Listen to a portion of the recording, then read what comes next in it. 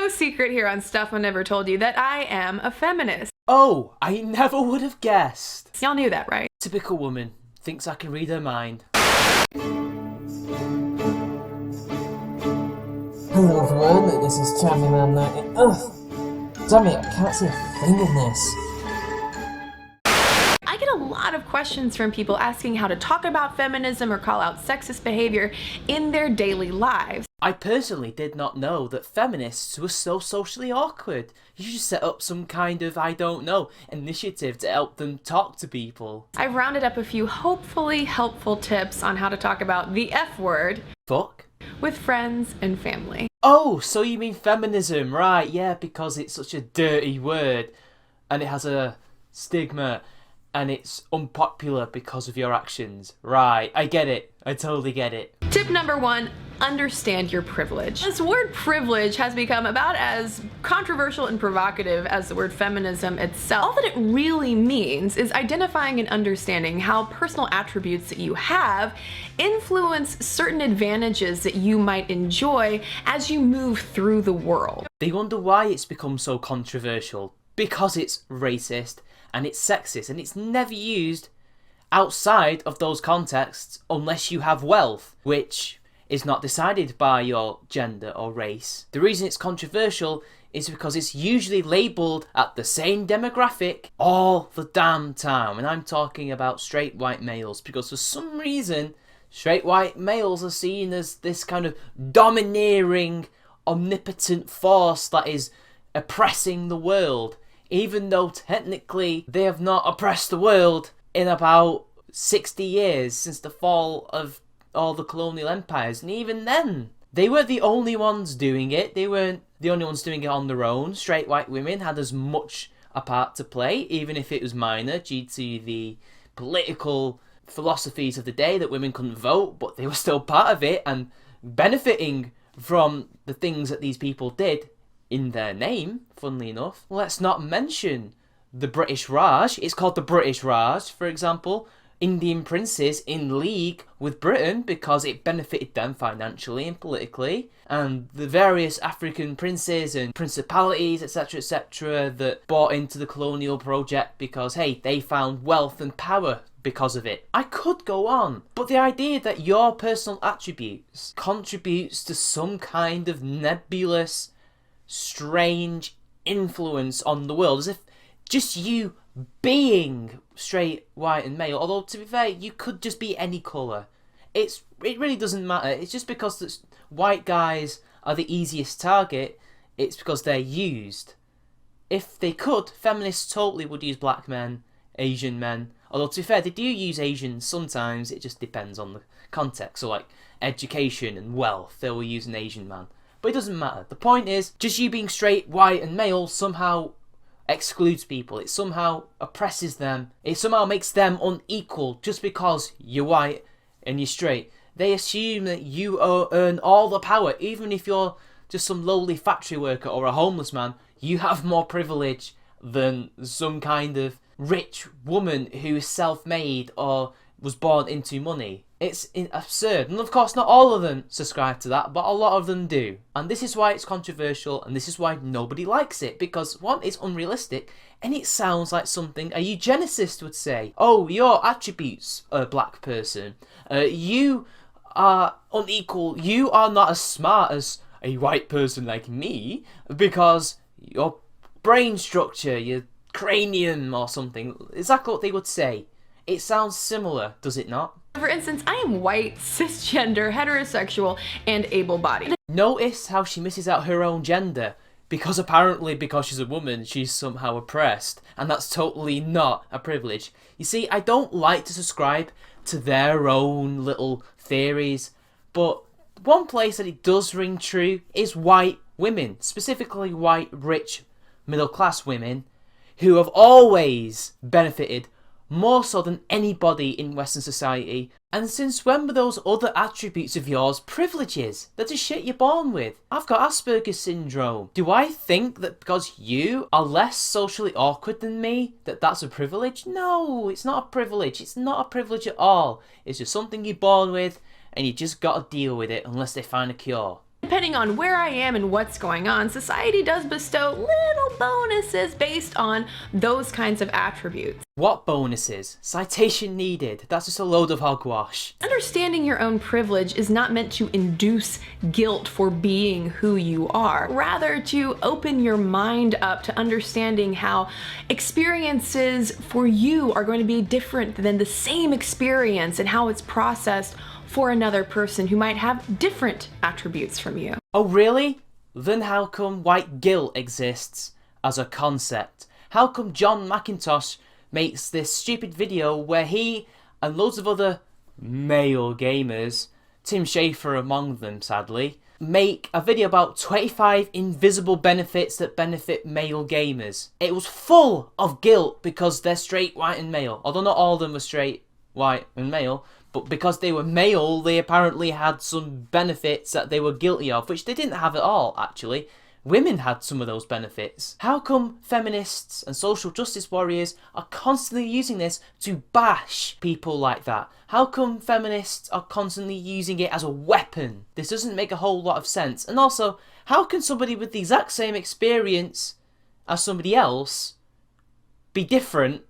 Like, the experience be different just because that other person is not white or able-bodied. I don't know. They have the exact same experience, but it's different. You need to work on your logic. In other words, I think it's really important to understand what's going on inward before you start pointing fingers outward. I think you might have a slight problem with your brain because you literally just described everything that was outward and nothing that was inward. Inward is to do with your personality, what's going on in here, so your intellect, etc. What you described was everything that was going outwards, so your skin colour, your gender. You got it wrong there. And that's why people do not like it. That is why it's discriminatory. Number 2, keep it simple. People like to misrepresent feminism as this list of rules and behaviors that you have to abide by. Really? Then how come they keep trying to influence the rules and regulations in which we live in? Are you sure? Because people have a very certain idea of what it is that makes someone a feminist and the way you should act to be said feminist. I'm just saying. It just boils down to the social, political, and economic equality of all genders. Wrong. If so, how come they never act that way? How come they never, ever, ever ascribe to that? In fact, very few feminists actually do. Suffragettes, for example, were only interested in the equality between rich men and rich women. Do you think people who ascribe to the Scum Manifesto are for the equality of the sexes? Do you think Andrea Dworkin was for the equality of the sexes? Hell, do you think Bell Hooks is for the equality of the sexes? I don't think so. Tip number 3, lead by example. Put another way, be the change that you want to see. If you can live as a feminist, make feminist choices, be accepting of people, keep intersectionality and privilege in mind. Intersectionality is one of the biggest reasons why the two genders are currently divided as hell. Why the races are divided as hell. Look at Black Lives Matter. They would not exist and be spouting their bullshit if intersectionality didn't exist. Although I might be wrong on that, and you can all call me out on it. Although I agree, be the change that you want to be. But sadly, since you're all one massive cult nowadays, where anything that goes outside of the prevailing groupthink is haram, you basically just stop people doing that. You stop them. You even stop people who aren't feminists from doing that.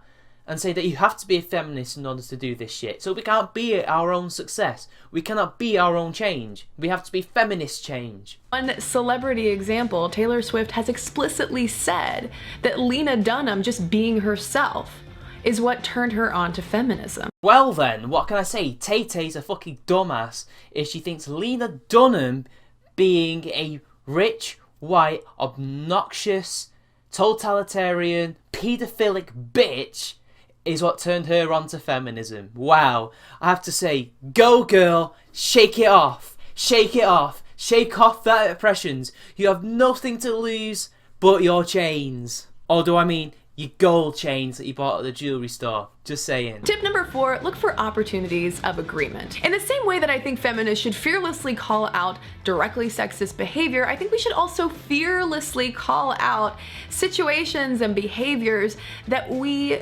completely agree with. Identify things that are totally feminist and promoting inclusivity and gender equality. A noble goal, but I've never seen a feminist actually try and find common ground with me.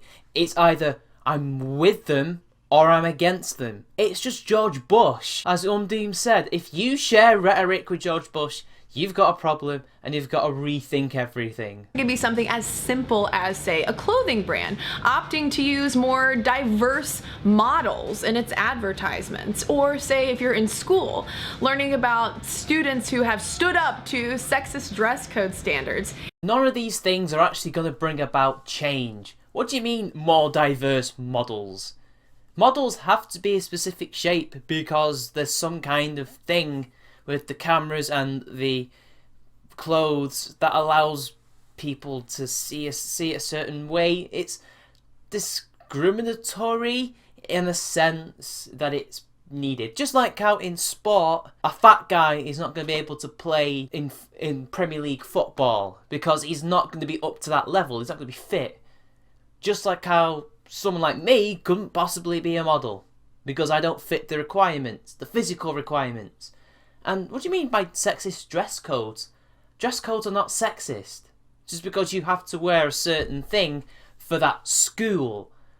Schools require, especially in my country, a smart code of dress, mainly to, literally create some kind of uniformity or maybe some kind of conformity. But let's be honest, it's not because they're sexist.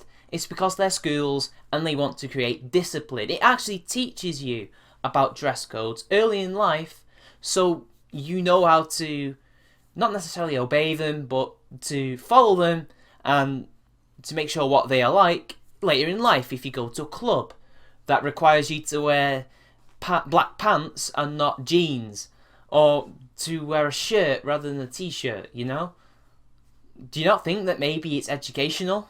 These kinds of easy conversation topics that are talking about feminism without directly talking about feminism. So rather than actually being honest with people and just talking about it in a good way, not being a horrible person, not trying to change their minds forcibly and telling them that that's a feminist thing, that's not a feminist thing.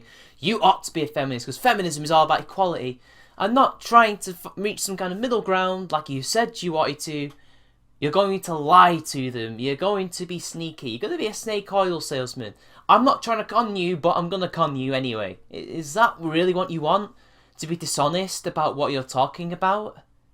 Because that's just creepy. That's subversiveness. Tip number 5, don't be afraid of the stereotype. A lot of people who have asked me this question about how to talk about feminism with friends say that they're scared of being misidentified as some kind of angry, hairy, man-hating monster. Now, I ain't saying you a man-hater, but you ain't necessarily being nice to me, a man-gamer-gator.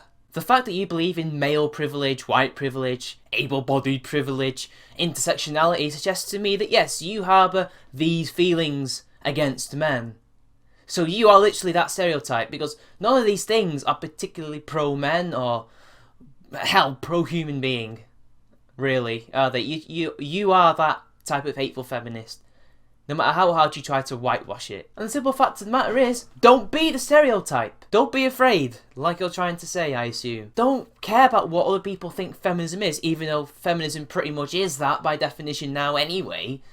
You do engage in man-hating, anti-male propaganda and things that will affect us in law. For example, the child courts and the divorce courts, the fact that rape can only be committed by a man in law, although they've since tried to change it to penetration to basically include women who use objects. But that still doesn't include forced envelopment now, does it? The fact that you're trying to get rid of due process when it comes to rape, because in your eyes, everyone who is a man who has been accused of rape is a rapist, and that we should always believe the quote-unquote victim, because, everyone who is accusing someone of a crime when it comes to rape is, of course, a victim, and hashtag no perfect victim. Which is a complete fabrication of what feminism is and what feminists are. I hate to bring them up time and time again. Andrea Dworkin, Valerie Solanas, National Organisation of Women, Gloria Steinem, etc, etc. Do I really want to go on and give you more examples of how feminism clearly hates men? It ain't no fabrication when the evidence is right there. Do you even read feminist literature? Do you even go to feminist talks and listen to what they have to say? Most of them don't like men at all. None of them do. Laurie Penny, a prime example over here in the UK, hates men with a passion. Or just look at that Norwegian documentary about gender, where the woman goes into this, I think it was a domestic violence shelter for women, and she's speaking to this old woman who, well, comparatively old, say about 50, 60, and she basically flat out says that men are animals and tries to get the woman to agree with her just because she's a woman. Like, don't you agree? You're a woman. Men are animals, right? As if that's normal to think about someone in such a way. One of the most effective things you can probably do to dismantle all of these negative stereotypes about feminism. Stop being a totalitarian supremacy movement that hates men and is trying to control people's lives. That could be a start. Is to raise your hand and say, hey, I'm a feminist. And that is why your movement is fucked. If your friends are initially weirded out by that, it's okay, because they'll probably realize that you are still you. No, I don't necessarily think so. They'll just think, why the hell has she suddenly gone crazy saying that I'm a feminist? That'll fix all feminism's woes and stupid stereotypes. They'll be thinking, why is she suddenly gone insane? Or he. Then they'll be thinking, why the hell is he part of a movement that hates him? I, for one, have probably lost quite a few friends because they noticed I'm not a feminist. I had an argument once, everybody knows this story, with somebody who found my channel that I knew and tried to basically change the way I think. No, she ordered me to change the way I think because she didn't like the video that I made. And then I made a video about Mattress Girl and she flipped out. We had an argument on Facebook. Apparently I was the one that had changed, even though I wasn't the one forcing people to change the way they think. And I lost a few friends over that. Apparently I'm the one who's changed. If anything, they've gone batshit insane, deleting people over bullshit things, such as what movement do we want to bring about social change? I mean, it's ridiculous, isn't it? Tweets to @MomStuffPodcast You've got kids? I feel so sorry for them. about this very question include Marcus Drewby, who says, stay calm. Many people have misconceptions about feminists. Don't get mad if they point out an obvious stereotype. Problem is, all these stereotypes are based in truth, and some of them aren't even stereotypes. There are literal misandrists in the feminist movement, and they are not a minority. They are most of you. I believe that. The fucking core feminists, most of them, are fucking misandrists. And then you've got the useful idiots who make up the bulk of it. The ones who do it for good intentions either get sucked into this misandry or don't really subscribe to it but think it doesn't exist or pretend that it doesn't exist. So that when we debate them, they just say, oh, it's just a stereotype that you concocted. When no, man-hating is a core tenet of feminism. Not women's rights, feminism. There's a difference, I'd wager, but hey, whatever. I'm wrong. I'm just stereotyping you lot. And you totally don't stereotype MRAs and egalitarians. Egalitarians don't do anything, we just sit around in the middle doing nothing. While MRAs also do nothing but are women haters. So please, have some consistency and don't be hypocrites. Lil King Trashmouth said, always remember that it's not a product you need to sell someone on. It's a social movement. That's so funny considering you have t-shirts, etc. and loads of merchandise, and you have powerful companies and charities, etc., etc. that are run either by government funding or private funding. Yet MRAs have hardly anything and the egalitarians hardly have anything. Nowhere close to that amount of power, yet apparently it's not something to sell. When you were just literally trying to tell people how to sell feminism without calling it feminism and without calling yourself a feminist. You're a coward. But not just that, a cowardly shill. Queen of retweeted, also don't worry about sounding like a stereotype. Really, if their friends and can't see you aren't one, that's their problem. So it's our problem that you're espousing bullshit from a cult? Really? It's our problem that we take issue with horrible shit that's coming out your mouth because you're a feminist?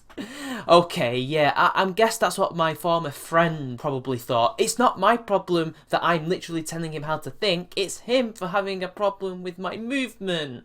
Right, sure. Lion Tamer Bones suggested asking questions like, ever notice that sexually active women are sluts and sexually active men are just men? Oh my god, this isn't even based in reality. I'm not even explaining that. I literally just explained it in the last video. Fuck you all. If you want me to explain it now, watch that video. I look forward to seeing your tips in the comments below. Thank fuck it's the end of that video, people. Seriously, talk about feminism without saying it's feminism. Don't pass as a feminist. That'll get him. Jesus Christ, people. Anyway, I'm done. I'll see you all later.